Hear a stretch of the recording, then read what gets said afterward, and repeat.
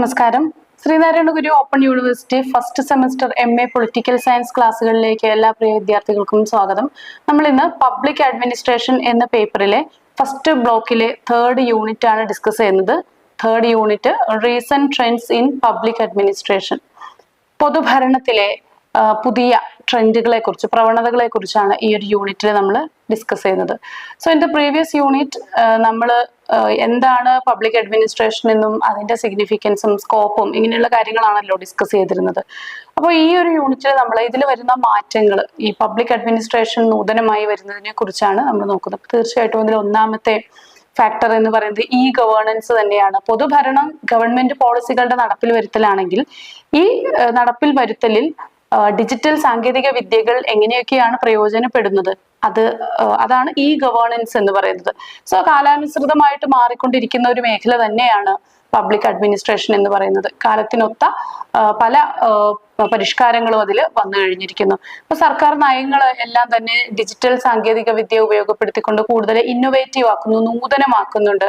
അതുപോലെ കൂടുതൽ ജനങ്ങളിലേക്ക്, ഏറ്റവും ഫാസ്റ്റ് ആയിട്ട് ജനങ്ങളിലേക്ക് എത്താനുള്ള ഒരു സാധ്യതയാണ് ഈ ഗവേണൻസ് എന്ന് പറയുന്നത്. അപ്പോൾ ഡിജിറ്റൽ സാങ്കേതിക വിദ്യയെ അടിസ്ഥാനപ്പെടുത്തിയിട്ടുള്ള സർക്കാർ പ്രവർത്തനങ്ങളെ അല്ലെങ്കിൽ സർക്കാരിന്റെ ക്ഷേമ പ്രവർത്തനങ്ങളെ, സേവനങ്ങളെ കാര്യക്ഷമമാക്കുന്ന ഒരു വിഭാഗമാണ് ഈ ഗവേണൻസ് എന്ന് പറയുന്നത്. അപ്പൊ ഇതിന്റെ പ്രയോജനങ്ങൾ എന്തൊക്കെയാണെന്ന് നോക്കാം. ഒന്നാമത്തേത് നമുക്ക് അറിയാവുന്നതുപോലെ സേവനങ്ങളുടെ വേഗത വർദ്ധിപ്പിക്കുന്നു. കാലതാമസമില്ല. നമ്മളൊരു അപേക്ഷ അയച്ചിട്ടുണ്ടെങ്കിൽ അതിന്റെ ഫോളോ അപ്പ് നമുക്ക് തന്നെ കിട്ടുന്നു. എത്രയും പെട്ടെന്ന് അന്നേ ദിവസം തന്നെ അതിന്റെ അപേക്ഷ അവിടെ എത്തുകയാണ്. എന്നാൽ നമ്മളൊരു കത്ത് മുഖേനയാണ് റിട്ടേൺ ഫോമിലുള്ള നിവേദനമാണ് അയക്കുന്നതെങ്കിലും ആലോചിച്ച് നോക്കൂ. അല്ലെങ്കിൽ റിട്ടേൺ ഫോമിലുള്ള ഒരു അപേക്ഷയാണ് അയക്കുന്നതെങ്കിൽ അത് പോസ്റ്റലായിട്ട് അവിടെ എത്താൻ എടുക്കുന്ന കാലതാമസം, അത് ഒരു ഡിപ്പാർട്ട്മെന്റിൽ നിന്ന് മറ്റൊരു ഡിപ്പാർട്ട്മെന്റിലേക്ക് വീണ്ടും എത്താനുള്ള താമസം, ഇങ്ങനെ ഒരുപാട് ഡിലേ വരാനുള്ള സാധ്യതകളുണ്ട്. എന്നാൽ ഈ ഗവേണൻസിൽ ഇങ്ങനെ ഒരു സാധ്യതയില്ല. പെട്ടെന്ന്, പിന്നെ അതുപോലെ സുതാര്യത, കൂടുതൽ സുതാര്യമാണ്, നമുക്ക് തന്നെ അറിയാൻ പറ്റും. ഒരു ചില്ലുകൂട് പോലെ സുതാര്യമാണ് ഈ ഗവേണൻസ് എന്ന് പറയുന്നത്. ഉത്തരവാദിത്വം ഉറപ്പാക്കാനും അതിന്റെ സുതാര്യത ഉറപ്പാക്കാനും ഒക്കെ സാധിക്കുന്നു. കൂടാതെ പൗരന്മാർക്ക്, സിറ്റിസൺസിന് കൂടുതൽ കാര്യക്ഷമവും സൗകര്യപ്രദമായിട്ടുള്ള രീതിയിൽ കുറഞ്ഞ സമയം മതി അല്ലെ, അത് ഏറ്റവും ഈസിയർ വേയിൽ നമുക്ക് സർക്കാർ സേവനങ്ങൾ കൈപ്പറ്റാനായിട്ട് സാധിക്കും. നമ്മുടെ ഒരു സ്മാർട്ട് ഫോൺ ഉപയോഗിച്ച് തന്നെ നമുക്ക് ഇന്ന് എല്ലാ തരം സേവനങ്ങളും നമ്മുടെ വിരൽത്തുമ്പിൽ ലഭ്യമാകുന്ന അത്രയും സാങ്കേതിക വിദ്യ വളർന്നിട്ടുണ്ട്. ഇപ്പൊ ഡിജിറ്റൽ ഇന്ത്യ പ്രോജക്റ്റ് ഇതിന്റെ നല്ലൊരു ഉദാഹരണമാണ്. ഈ ഗവേണൻസിന്റെ ഇന്ത്യയിലെ പ്രധാന പദ്ധതി എന്ന് പറയുന്നത് ഡിജിറ്റൽ ഇന്ത്യ എന്ന പ്രൊജക്ട് തന്നെയാണ്. ഇനി മൈ ഗവ് എന്ന ഒരു പ്ലാറ്റ്ഫോം ഉണ്ട്. ഗവൺമെന്റ് സേവനങ്ങളെല്ലാം തന്നെ ഒരു വിൻഡോ സിസ്റ്റത്തിലേക്ക് കൊണ്ടുവരുന്നതാണ് ഈ ഗവൺമെന്റിന്റെ GOV എന്ന പദ്ധതി. അതുപോലെ ഡിജി ലോക്കർ സൗകര്യം, ഇതൊക്കെ ഇതുമായിട്ട് ബന്ധപ്പെട്ടതാണ്. ഈ ഒരു ഡിജിറ്റലൈസേഷന്റെ ഭാഗമായിട്ട് വരുന്നതാണ് ഗുഡ് ഗവേണൻസ് എന്ന് പറയുന്നത്. അതായത് സുതാര്യവും ഉത്തരവാദിത്വം ഒക്കെയുള്ള ഒരു ഭരണം കൊണ്ടുവരുന്നതിനാണ് ഈ ഗവേണൻസും അല്ലെങ്കിൽ ഗുഡ് ഗവേണൻസും ഒക്കെ അർത്ഥമാക്കുന്നത്. ഇതും നേരത്തെ പറഞ്ഞതുപോലെ ഈ ഡിജിറ്റൽ ആയിട്ടുള്ള കാര്യങ്ങളായതുകൊണ്ട് ഇതിന്റെ സുതാര്യതയും കാര്യക്ഷമതയും കുറഞ്ഞ സമയം കൊണ്ട് സേവനങ്ങളുടെ ലഭ്യതയും ഒക്കെ ഉറപ്പുവരുത്താനായിട്ട് സാധിക്കും. അതുപോലെ തന്നെ പൊതുഭരണത്തിൽ ഇന്ന് നമ്മൾ കാണുന്ന മറ്റൊരു പ്രവണതയാണ് ഈ AI സാങ്കേതിക വിദ്യയുടെ, കൃത്രിമ ബുദ്ധി, നിർമ്മിത ബുദ്ധിയുടെ ഒക്കെ ആർട്ടിഫിഷ്യൽ ഇന്റലിജൻസിന്റെ ഒരു പ്രയോഗം. അപ്പൊ AI ഉപയോഗിച്ച് സർക്കാരിന്റെ തീരുമാനങ്ങളെ കൂടുതൽ കാര്യക്ഷമമാക്കാനായിട്ട് സാധിക്കുന്നുണ്ട്. ഇനി ബിഗ് ഡാറ്റ പദ്ധതിയൊക്കെ ഇതിന്റെ ഭാഗമായിട്ട് വരുന്നതാണ്. ഇപ്പോ നമുക്ക് എക്സാമ്പിൾ നോക്കിയാൽ, ആഗോളതലത്തിൽ നോക്കിയാൽ ചൈനയില് ഫേഷ്യൽ റെക്കഗ്നിഷൻ ഉപയോഗിച്ചിട്ട് പബ്ലിക് സേഫ്റ്റി സിസ്റ്റം വളരെ കാര്യക്ഷമമായിട്ട് പ്രവർത്തിക്കുന്നുണ്ട്. അതായത് ഫേസ് ഐഡന്റിഫൈ ചെയ്യുന്ന തരത്തിലുള്ള ആപ്പുകൾ. സോ ഈ ഫേഷ്യൽ റെക്കഗ്നിഷൻ ആപ്പുകൾ അല്ലെങ്കിൽ ആ ഒരു സാങ്കേതിക വിദ്യ പബ്ലിക് സേഫ്റ്റി, പൊതു സുരക്ഷാ വിഭാഗം ഏറ്റവും കാര്യക്ഷമമായിട്ട് ഉപയോഗപ്പെടുത്തുന്ന ഒരു സാങ്കേതിക വിദ്യയാണ് ഇത്. ഇനി ആരോഗ്യ മേഖലയിലും വിദ്യാഭ്യാസ മേഖലയിലും ഒക്കെ പൊതുജന പങ്കാളിത്തം വരുത്താനും ഒക്കെ ഇത്തരം സാങ്കേതിക വിദ്യകളെ പ്രയോജനപ്പെടുത്തുന്നുണ്ട്. കൂടാതെ ഗവൺമെന്റിന്റെ ചെലവുകളിൽ ഗണ്യമായ കുറവ് വരുത്താനായിട്ട് ഇതുകൊണ്ട് സാധിച്ചിട്ടുണ്ട്. ഒരുപാട് മാൻ പവർ വേണ്ടിടത്ത് ഒരു കമ്പ്യൂട്ടർ ഇതിനെല്ലാം ഏകോപിപ്പിച്ച് പ്രവർത്തിക്കാനാകുന്നു എന്നതാണ്. ഈ മാൻ പവർ കുറയ്ക്കാൻ സാധിക്കുന്നത് അങ്ങനെയാണ്. കമ്പ്യൂട്ടർ ഒരുപാട് പേര് ചെയ്യുന്ന ജോലി ഒരൊറ്റ കമ്പ്യൂട്ടർ കുറഞ്ഞ സമയം കൊണ്ട് ചെയ്തു തീർക്കുന്നു എന്നുള്ളത്. അപ്പൊ ഇങ്ങനെ വരുമ്പോഴത്തേക്കും സാമ്പത്തികമായിട്ട് വലിയ ലാഭം സർക്കാരിന് അതിൽ നിന്ന് ഉണ്ടാകുന്നുണ്ട്. ഇനി സ്മാർട്ട് സിറ്റി മിഷനും സ്വകാര്യ കമ്പനികൾ ഭാവിയിലെ നഗരവൽക്കരണത്തിന് ഉപയോഗപ്പെടുത്തുന്ന ഇതിനൊക്കെ കോർഡിനേറ്റ് ചെയ്യുന്നത് ഈ ഒരു ഡിജിറ്റൽ സംവിധാനങ്ങളാണ് എന്ന് ഓർത്തിരിക്കുക. ഇനി ഇതുമായിട്ട് ബന്ധപ്പെട്ട് നമ്മളൊരു ഏറ്റവും പുതിയ ഒരു ട്രെൻഡാണ് ന്യൂ പബ്ലിക് സർവീസ് എന്ന് പറയുന്നത്, NPS, ന്യൂ പബ്ലിക് സർവീസ്.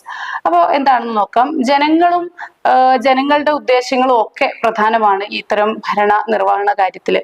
അപ്പൊ അതില് ഒരു ജനങ്ങൾക്ക് കൂടുതൽ സപ്പോർട്ടീവായിട്ട് നിൽക്കുന്ന പദ്ധതികൾ ആണ് ഈ ഒരു പുതിയ മാനേജ്മെന്റ് പ്രവർത്തനത്തിൽ നടപ്പിൽ വരുത്തുന്നത്. അപ്പൊ ഇതില് സിറ്റിസൺ പാർട്ടിസിപ്പേഷൻ, സോഷ്യൽ ജസ്റ്റിസ് എന്ന ഒരു മേഖലയുണ്ട്. അതായത് സോഷ്യൽ ജസ്റ്റിസിന് വേണ്ടിയിട്ട് സിറ്റിസൺസിന്റെ പാർട്ടിസിപ്പേഷൻ, പങ്കാളിത്തം. അതുപോലെ NPM എന്ന എഫിഷ്യൻസി പ്രോഫിറ്റ് ഓറിയന്റഡ് എന്ന ഒരു ലാഭപരമായിട്ടുള്ള ഒരു സേവനമുണ്ട്. കൂടാതെ ന്യൂ പബ്ലിക് മാനേജ്മെന്റ് എന്ന ഒരു ഇതിനെ പബ്ലിക് മാനേജ്മെന്റുമായിട്ട് ബന്ധപ്പെട്ട ഒരു രീതി ഇതിൽ വരുന്നുണ്ട്. കൂടാതെ ട്രേഡ്, ഉജ്ജ്വല പദ്ധതി, മുദ്രാ ലോണുകൾ, ഇതെല്ലാം തന്നെ ഇതിന്റെ ഭാഗമായിട്ട് വരുന്നതാണ്. ഇനി സുസ്ഥിര വികസനത്തിന്റെ ലക്ഷ്യങ്ങൾ നടപ്പിൽ വരുത്തുന്നതിന് ഈ പറയുന്ന ആധുനികമായിട്ടുള്ള സാങ്കേതിക വിദ്യകൾ പൊതു ഭരണത്തിന്റെ രംഗത്ത് നടപ്പിൽ വരുത്തുന്നുണ്ട്. സുസ്ഥിര വികസനം അതിലൂടെ സാധ്യമാക്കാനായിട്ട് സാധിക്കുന്നു. സർക്കാർ പരിസ്ഥിതി, സാമ്പത്തിക, സാമൂഹിക മേഖലകളിലുള്ള എല്ലാ പ്രവർത്തനങ്ങളെയും ഏകോപിപ്പിച്ചുകൊണ്ട് നടത്താനായിട്ട് സാധിക്കുന്നുണ്ട്. ദാരിദ്ര്യ നിർമ്മാർജ്ജനം, പോവർട്ടി ഇറാഡിക്കേഷൻ, സുസ്ഥിര ഊർജം, അതായത് ക്ലീൻ എനർജി അല്ലെ, നമ്മുടെ എക്കോ ഫ്രണ്ട്ലി ആയിട്ടുള്ള എനർജി, ക്ലീൻ എനർജി ഒക്കെ ഉപയോഗിക്കാനായിട്ട്, അതുപോലെ ഗുണമേന്മയുള്ള വിദ്യാഭ്യാസം ലഭ്യമാക്കുന്നതിനൊക്കെ നമ്മൾ ഈ പുതിയ സാങ്കേതിക വിദ്യകളെ പ്രയോജനപ്പെടുത്തുന്നുണ്ട്. എന്തിനാ പരിസ്ഥിതി സംരക്ഷണത്തിൽ വരെ നമുക്ക് കോളറൊക്കെ ഘടിപ്പിച്ച് വന്യമൃഗങ്ങളിൽ നിന്നുള്ള സംരക്ഷണം, ഇങ്ങനെ എല്ലാ മേഖലകളിലും നമുക്ക് ഈ ആധുനികമായിട്ടുള്ള സാങ്കേതിക വിദ്യകളെ പ്രയോജനപ്പെടുത്താൻ സാധിക്കുന്നു എന്നുള്ളതാണ്.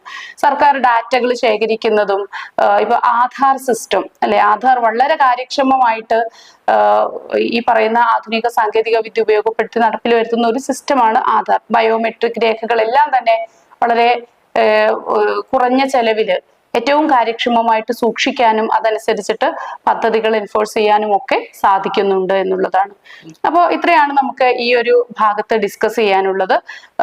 എല്ലാ രാജ്യങ്ങളിലും ഈ ഒരു സാങ്കേതിക വിദ്യകൾ വളരെ കാര്യക്ഷമമായിട്ട് പ്രയോജനപ്പെടുത്തി വരുന്നുണ്ട്.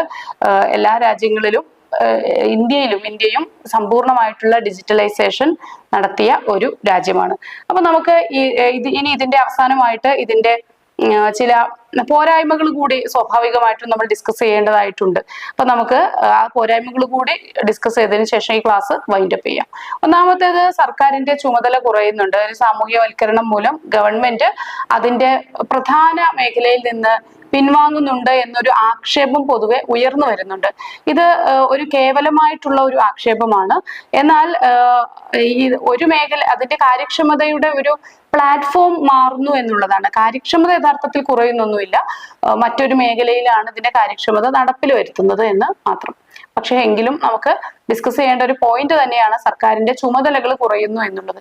ചുമതലകൾ, ഉത്തരവാദിത്വം കുറയുകയോ ഉത്തരവാദിത്തത്തിൽ നിന്ന് സർക്കാരുകൾ പിൻവാങ്ങുകയോ അല്ല, മറിച്ച് എന്താണ് സംഭവിക്കുന്നത്, അതിന്റെ പ്ലാറ്റ്ഫോമിൽ ചെറിയ വേരിയേഷൻസ് വരുന്നുണ്ട്.